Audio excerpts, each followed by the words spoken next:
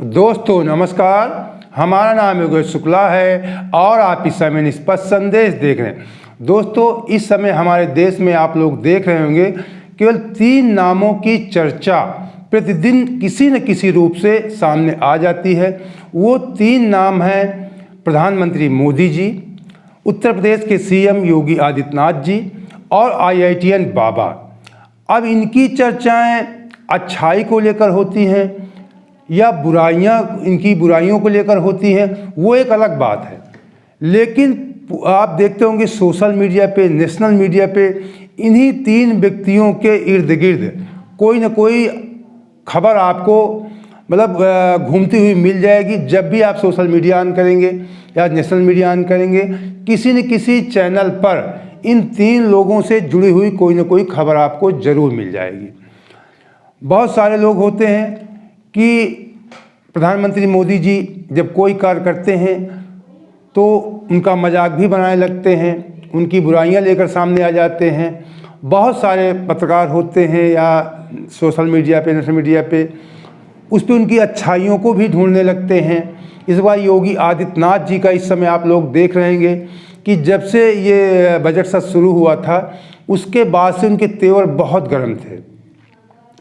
कभी कठमुल्लापन कहते हैं, कभी नसीहत देते हैं विपक्ष के लोगों को, कभी आज तो यहाँ तक कह दिया उन्होंने कि हम कुछ लोगों का मंदिर निर्माण से पहले राम नाम सत्य करना चाहते थे, लेकिन फिर खैर छोड़िए, उनका राम नाम सत्य बाद में हुआ। यहाँ तक कि बहुत ही फायर में रहते हैं योगी जी। और IITian बाबा तो जब से महाकुंभ मेला हुआ उसके बाद से आए दिन चर्चा में बने ही रहते हैं। लोग उनके पीछे क्यों पड़े रहते हैं?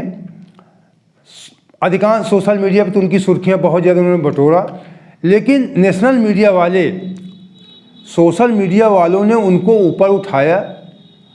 और लेकिन main stream media, national media वालों ने अब उनको क्यों उनके पीछे पड़े हैं, क्यों तमाम संत महात्माओं को बुलाकर उनसे डिबेट करवाते हैं, क्यों उनको नीचा दिखाना चाहते हैं, तो इन्हीं संबंध में आज आपसे चर्चा करेंगे। तो सबसे पहले आपको दिखाते हैं, हमने लिखा कि मोदी जी का कि शेरों के साथ क्यों खेलना पसंद है मोदी जी को, और ऊपर लिखा हमने राम नाम सत्य वाली बात जो भी आपसे चर्चा किया। तो सबसे पहले हम आपको कहने का मतलब योगी जी का वीडियो दिखाते हैं कि योगी जी ने उत्तर प्रदेश की विधानसभा में क्या कहा कि मंदिर निर्माण से पहले किनका राम नाम सत्य होना चाहिए था। ये वीडियो आपको देखना चाहिए। 1 डिस्ट्रिक्ट 1 माफिया आपने पैदा किया था, आज माफिया नहीं है, दूर की कौड़ी हो चुकी है। गोरखपुर के सब माफिया तो पहले ही जा चुके थे, उनको हम पहले निपटा चुके थे। बाकी जो बच्चे खुचे थे उन सबको हम लोगों ने उनकी गति को पहुंचा दिया है। और हम लोगों का प्रयास था कि राम मंदिर बनने के पहले राम नाम सत्य है इन सब का हो जाए, लेकिन जो बचे थे समय के अंतराल में सब कुछ हो गया है। और आज मुझे बताते हुए प्रसन्नता है महोदय कि ये सब हम करने में सफल हुए हैं। पुलिस के रिफॉर्म हमने जो किए, पुलिस की सुविधाओं में जो बढ़ोतरी की, उनकी ट्रेनिंग को बेहतर की। ये वही प्रदेश था जहां पहले अपराधी दौड़ाता था, पुलिस भागती थी और पीछे अपराधी और माफिया उनको दौड़ाता था। माफिया के सामने सारे के प्रोटोकॉल फेल हो जाते थे। जो पुलिस पहले माफिया को सैल्यूट करती थी, आपने वो दृश्य भी देखा होगा, एक माफिया जिसने एक हाई कोर्ट के चीफ जस्टिस के काफिले तक को रोक दिया था, जिस माफिया के लिए 10-10 जजेस ने कोर्ट में किसी प्रकार की सुनवाई से इनकार कर दिया था, वही माफिया जब इस सरकार के समय पुलिस की गिरफ्त में आया तो पैंट उसकी गीली हो गई थी। ये वही सरकार है। पुलिस धमक से, शासन धमक से चलता है और वही धमक आज प्रदेश के अंदर माफिया के अंदर दिखाई दे रही है। तो आपने देखा कि योगी जी के तेवर किस प्रकार आजकल बहुत ज़्यादा उनके तेवर गर्म रहते हैं।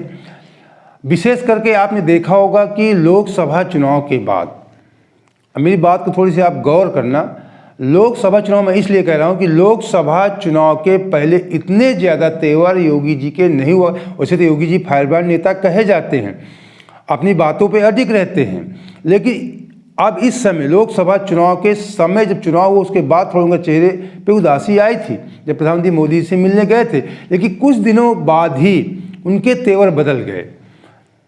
इसलिए बदल गए कि पूरे देश में इस बात को, आप यही काला सच है, आप इस बात को महसूस कर सकते हैं कि भारतीय जनता पार्टी के एक ही सीएम हैं जो अपने दम पर, कहने का मतलब अपने दम पर सीएम बने हुए हैं और उनके दम पर प्रदेश में भारतीय जनता पार्टी जीतती है।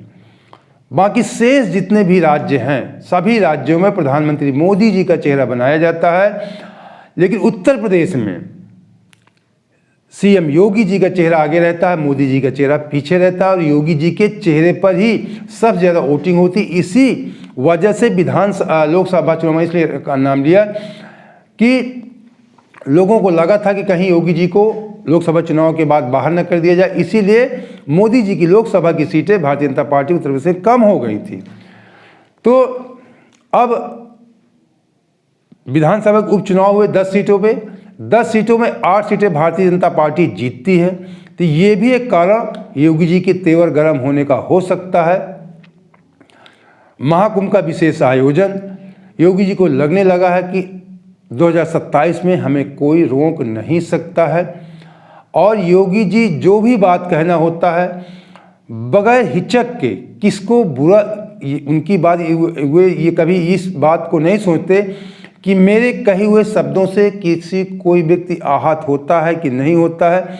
जो बात कहना है उन्हें वो खुलेआम कह देते हैं, लेकिन कहने का मतलब जो अपने उनके उसूल हैं, सिद्धांत अपने अडिग रहते हैं, वो सही बात जो कहना कह देते हैं। उन्होंने कह दिया, अभी कुछ दिन पहले मैंने वीडियो डाला था, उन्होंने कह दिया कि देश में कठमुल्लापन नहीं चलेगा, कि ये सपा वाले लोग अपने बच्चों को अंग्रेजी स्कूल में पढ़ाना चाहते हैं, देश के बच्चों को मौलवी बनाना चाहते हैं, ये कठमुल्लापन हम नहीं चलने देंगे। कठमुल्लापन का मतलब कोई उनकी विशेष मुसलमानों से एलर्जी, उनका कहने का तात्पर्य केवल यही था कि कट्टरवाद, आप अपने बच्चों को आदमी बनाना चाहते हैं कि प्रदेश के अन्य बच्चों को कट्टरवाद की तरफ आप धकेलना चाहते, उनके कहने का तात्पर्य ये था। इसी प्रकार आपने देखा आज माफियाओं को लेकर वो किस प्रकार उनके तेवर थे। उन्होंने साफ साफ कह दिया कि जो माफिया पहले पुलिस को दौड़ाते थे, अब इस समय हमारी जो पुलिस बल, हमारी सरकार है, सरकार धमक से, उन्होंने कह दिया सरकार धमक चलती, यहाँ तक उन्होंने कह दिया। धमक का मतलब आप समझ सकते हैं कि धमक मतलब धौंस से, और सरकार की पावर दिखानी चाहिए। यहाँ तक कहा कि जो लोग सरकार में पिछली सरकारों में जिनके आदेश चलते थे, उन लोगों की पैंट भी गीली हो गई थी। उनके जो कुछ फिलहाल अभी एक साल 1.5 साल के अंदर जो कुछ माफिया कुछ अपनी मौत से मरे या किसी का इनकाउंटर हुआ, कुछ भी हुआ, कुछ लोग मारे गए, कुछ लोगों के द्वारा, उनका इशारा वहीं पे था कि राम नाम सत्य, पहले मंदिर निर्माण की वजह से हमारी तैयारी थी, लेकिन कुछ कारणवश वो तैयारी रुक गई। उन्होंने स्पष्ट कह दिया। जो लोग कयास लगाते हैं कि योगी जी ने शायद ये कर दिया हो, वो कर दिया हो, आप समझ, जो मैं कहना चाहता हूँ वो आप भी समझ रहे हैं, तो उन्होंने इस बात को खुलेआम कह दिया कि हमारी तैयारी मंदिर निर्माण के पहले राम नाम सत्य करवाने की थी, लेकिन कुछ लोग बच गए थे, उनका बाद में उन्होंने कहा कि हो गया। अब आपको दिखाते हैं कि अभी मोदी जी की चर्चा करते हैं। IITN बाबा के पीछे लोग क्यों पड़े रहते हैं। अभी 2 दिन पहले की बात है, मतलब परसों, मैं जब वीडियो बना रहा हूँ परसों की बात, यानी 3 तारीख की बात है। IITN बाबा को जयपुर में एक होटल में गिरफ्तार किया जाता है, इस शंका के आधार पे कि किसी ने सोशल मीडिया पोस्ट डाल दिया कि योगी IITN बाबा कह रहे हैं कि मैं सुसाइड कर लूँगा। इसके आधार पे पुलिस होटल में छापा मारती है, उनको अरेस्ट करती है और उनके पास से 100 ग्राम गांजा भी प्राप्त होता है। इसके तहत पुलिस उनको अरेस्ट करती है, फिर थाने लाती है। फिर पुलिस ये कहती है कि इनके पास ज़्यादा मात्रा में नशीला पदार्थ नहीं था, इसलिए जमानत पे रिहा कर दिए गए। उसके बाद जब IITN बाबा बाहर आते हैं तो प्रेस वाले उनसे कुछ पूछते हैं, इसे आप देख लीजिए। हैप्पी बर्थडे तो बोल दो पहले। अरे यार 4 साल हो गया भाई। क्या हुआ? जिष्णु लगा अरे यार वो जैसे वो प्रसाद होता ना वो तो, हाँ गांजा वो थोड़ा सा उनको मिला वो हाँ प्रसाद कहते वो तो मैंने खुद ही चेकिंग ही नहीं मैंने खुद ही बता वो आए प्रसाद वो आए तो पता नहीं क्या किसी की कि किसी ने ऐसे बोल दिया कि बाबा जी आत्महत्या कर रहे हैं क्या अजीब से केस का बहाना लेके आए ना बट वो फिर वो करके भी छोड़ गए वो फिर मैंने उनको बोला कि यार अब ये प्रसाद पे करोगे तो कुंभ में तो इतने सारे लोग ओपन नहीं पीते हैं फिर सबको गिरफ्तार करो फिर मतलब ये तो लाइक अंडरस्टूड ही होता है ना इन्हें भारत के अंदर आपके खिलाफ तो जो भी है चार किने चल रहे हैं ना अभी चलो ना आप लोग आपके खिलाफ एफआईआर भी दर्ज की है? हाँ वो बता तो दिया ना किस मामले में? अब एक ही बार में बात कर लो ना रिपोर्ट बता तो दिया मैंने एक बार सर क्या एफआईआर दर्ज की गई? नहीं एनडीपीएस की कोई एफआईआर दर्ज की गई? हाँ वो एनडीपीएस वाली जो है क्या बोला जैसे क्या वो 320 क्या ऐसी वाली थी। क्या क्या तलाशी में मिला? नहीं वो रेट तो ठीक है गांजा? हाँ तो आपको क्या आपको जो दिक्कत थी जब पुलिस आकर चेकिंग उनका ये कहना है कि आप नहीं कर सकते।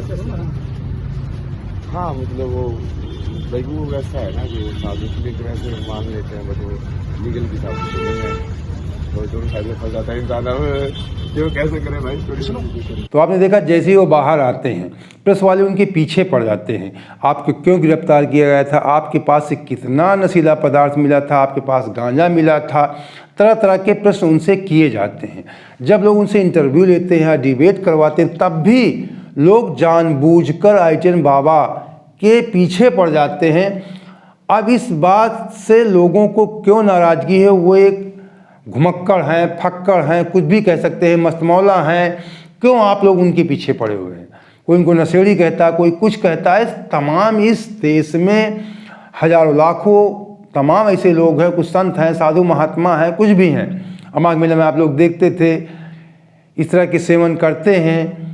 तो अब केवल आईटीएन बाबा के ऊपर आरोप लगा क्यों आईटीएन बाबा के पीछे नेशनल मीडिया विशेष सोशल मीडिया में तो उनकी ज़्यादा लोगों ने ऐसी कुछ उनके ऊपर कोई आरोप प्रत्यारोप नहीं लगाया लेकिन अब नेशनल मीडिया वाले उनके पीछे पड़े हैं उनको बुलाते हैं उनसे बेवजह की बहस यहाँ तक कि अभी एक मीडिया में आपने देखा था कि उनसे मारपीट की तक नौबत आ जाती है। उनको लोग पाकिस्तान का एजेंट भी कह देते हैं। मतलब बेवजह इनकी टीआरपी खुद की कोई उनके पास कोई अच्छे समाचार होते नहीं कोई खबरें होती नहीं है तो जो सोशल मीडिया की खबरें हैं उनको उठाकर लाते हैं उनसे अपने टीआरपी बढ़ाना चाहते हैं। ये नेशनल मीडिया को इस समय हाल चल रहा है। तो आईटीएन बाबा उनको छोड़ दीजिए घूमने दीजिए मौज मस्ती करने दीजिए। तमाम साधु महात्मा घूमते हैं गांजा पीते हैं तो उनके पीछे क्यों आप लोग पड़े हैं। जिसको देखो आईटीएन बाबा के पीछे पड़े हैं महादेव की बात करते हैं करने दो भाई क्या उसमें बुराई हो गई। तो इस समय आईटीएन बाबा कहीं भी लोगों को मिल जाते हैं लोग उनके पीछे पड़ जाते हैं उनसे पूछताछ करते हैं उनसे उनका इंटरव्यू लेते हैं। तो ये आईटीएन बाबा की मैंने थोड़ी सी आपको बात बताई। अब विशेष उस पर आते हैं जो आपकी आज की मेन खबर है जो मैं आपसे चर्चा करना चाहता हूँ विशेष काला सच के नाम पे। मोदी जी शेरों के साथ क्यों खेलते हैं।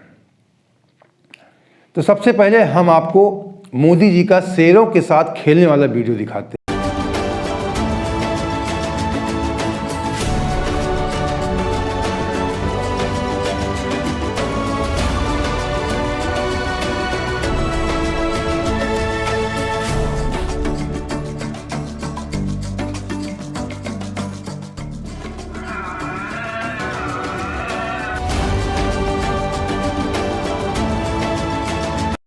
आप लोग मोदी जी को ऐसा करते हुए कई बार अपने जीवन में देखा होगा कि मोदी जी कभी गाय के बछड़े के साथ खेलते हैं कभी मोर के साथ खेलते हैं कभी जो तोता मैना उनके साथ खेलते हैं कभी शेरों के साथ खेलते मैंने अभी आपको दिखाया।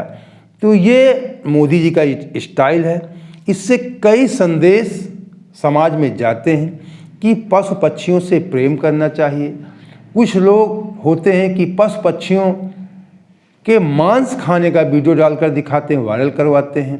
मोदी जी की पशु पक्षियों से प्रेम करते हुए दिखाए जाते हैं। मैं यहाँ पे निष्पक्ष चर्चा करता हूँ। इस पर लोग निगेटिव बातें भी सोच सकते हैं कि मोदी जी ड्रामा करते हैं नौटंकी करते हैं कुछ लोग ने तमाम तरह की बातें हो सकती हैं मैंने कहा कि बुराइयां भी होती हैं, अच्छाइयाँ भी होती हैं। मैं बताया तीन लोगों की चर्चा होती है। कोई टीन बाबा में अच्छाई दिखता है, कोई बुराई दिखता है, कोई योगी में अच्छाई दिखता है, कोई बुराई दिखता है, कोई मोदी जी में अच्छाई दिखता है, बुराई दिखता है। लेकिन चर्चाएं इन्हीं तीन लोगों के इर्द गिर्द इस समय देश में घूमती रहती हैं। तो मोदी जी ये संदेश देना चाहते हैं कि पशु पक्षियों से प्रेम करना चाहिए, उनकी हत्या नहीं करना, उनकी हिंसा नहीं करना चाहिए, उनका मांस नहीं खाना चाहिए। और दूसरा संदेश, सबसे बड़ा उनका संदेश है अपने पार्टी के अंदर नेताओं के लिए। अब ये मेरी बात गौर करना, बहुत सारे लोग ये सोचते हैं कि मोदी जी जिस दिन 75 साल उनके पूरे होने वाले हैं, जिस दिन मोदी जी के 75 साल पूरे हो जाएंगे, मोदी जी संन्यास लेंगे। जैसे अभी कुछ दिन पहले भारतीय जनता पार्टी में जब मोदी जी आए तो उसके बाद एक नियम बन गया था कि 75 साल के बाद के नेताओं को रिटायरमेंट दे दिया जाता है, दे दिया जाएगा।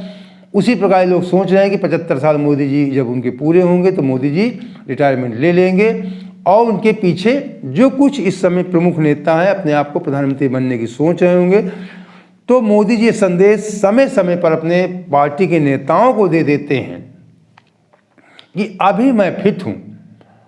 इसलिए कभी योगा करते हैं, कभी आप वो पार्कों में कभी कसरत करते हुए दिखाई पड़ते हैं, योगा करते हुए दिखाई पड़ते हैं, कभी जो पशु पक्षियों के साथ खेलते हैं, संगम में स्नान करते हैं, डुबकी लगाते हैं, अकेले गंगा बनारस जाते हैं, गंगा स्नान करते हैं, अकेले आप देखते हैं। तो वो उनका स्टाइल, वो हर तरह से ये साबित कर देते हैं कि अभी मैं पूरी तरह से फिट हूँ, मैं रिटायरमेंट लेने वाला नहीं हूँ। तो ये उनके नेताओं के लिए भी संदेश है, प्रधानमंत्री मोदी जी, भारतीय जनता पार्टी नेताओं के लिए, कि अभी आप उम्मीद मत लगाइए कि मोदी जी रिटायरमेंट होने वाले हैं, प्रधानमंत्री पद से हट जाएंगे। ये उनके लिए भी संदेश है। और जो लोग पशु पक्षियों की हिंसा करते हैं उनके लिए भी संदेश है कि पशु पक्षियों से प्यार कीजिए, उनकी हिंसा मत करिए।